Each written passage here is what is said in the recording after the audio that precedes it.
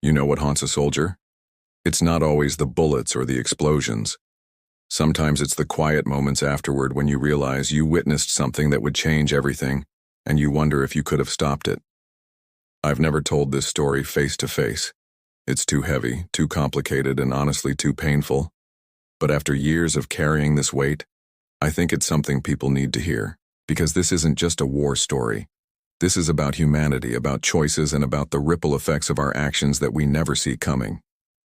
Iraq, 2005. A place we called the Triangle of Death, specifically a little town called Yusufia. If you've never heard of it, consider yourself lucky. My unit had been there 6 months, and let me tell you, those were 6 months that felt like 6 years. Intense fighting, constant danger, and the kind of stress that ages you in ways you don't understand until years later. But here's the thing about deployment rotations. Just when you think you're done, when you're counting down the days to move to a safer area in southern Iraq, you have to hand over your position to the next guys. Standard military procedure. You do what they call front seat, back seat rides, where you show the incoming unit everything they need to know about the area, the people, the threats. The unit replacing us was the 502nd Infantry Regiment, part of the famous 101st Airborne. These guys had been heroes during the initial invasion against Saddam's forces, but 2005 Iraq was a completely different war than the one they'd fought before. This wasn't conventional warfare anymore. This was hearts and minds, community relations, survival through building trust with locals who could warn you about roadside bombs. From day one, something felt wrong about these guys. We tried to share what we'd learned, tried to explain how we'd managed to build relationships that literally saved our lives. But they weren't interested in listening. They had this attitude, this aggressive swagger that made my stomach turn. They kept talking about their destiny, about how they were going to handle things differently.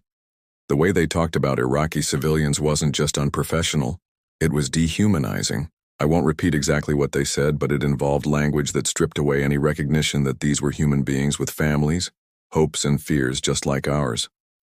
They saw enemies everywhere, even where we'd found allies. Now, right across the street from our outpost lived this Iraqi farmer and his family. This man had literally saved American lives. When our supply trucks got hit by roadside bombs, he'd take our money and shopping lists and buy us food from local markets.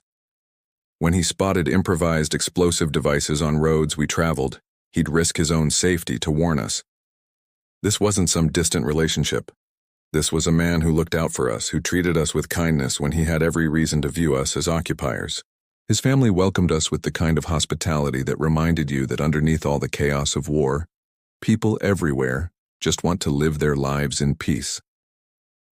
During one of our joint patrols, this farmer came out of his house as he always did, greeting us with a wave and a smile. He walked over to shake hands, something that had become a routine gesture of mutual respect. When he extended his hand to one of the new privates from the 502nd, that soldier didn't just refuse the handshake. He punched this man in the mouth while shouting a racial slur that still makes my blood boil. Our platoon sergeant immediately restrained the private and sent him back to the outpost with an escort. Meanwhile, he stayed behind trying to apologize to this farmer who'd been nothing but good to us. When we got back, we took that private directly to his sergeant, expecting some kind of disciplinary action.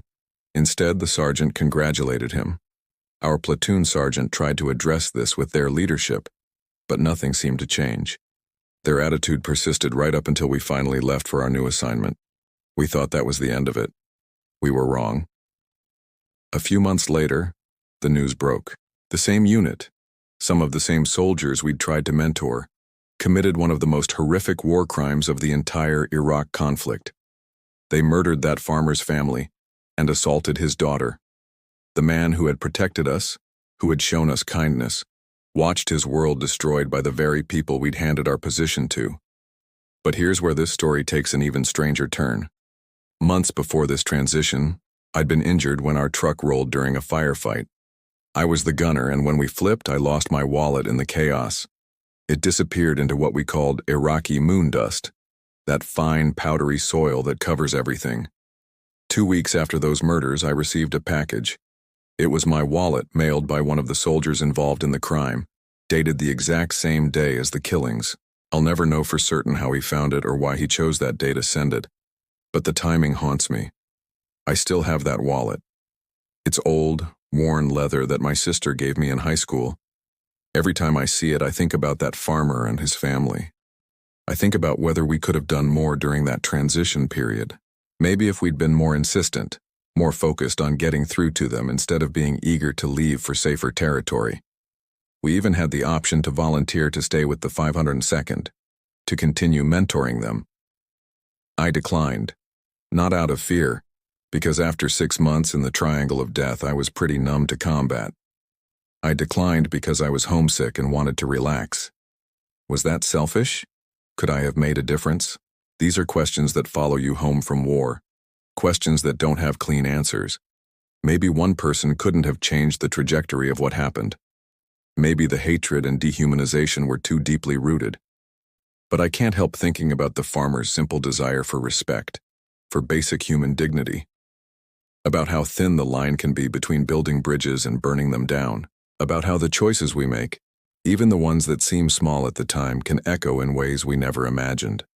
This story isn't comfortable to tell, and it's probably not comfortable to hear, but sometimes discomfort is exactly what we need. Because somewhere out there, someone else is facing a choice between building bridges or tearing them down, between seeing the humanity in others or choosing to look away. What choice will you make?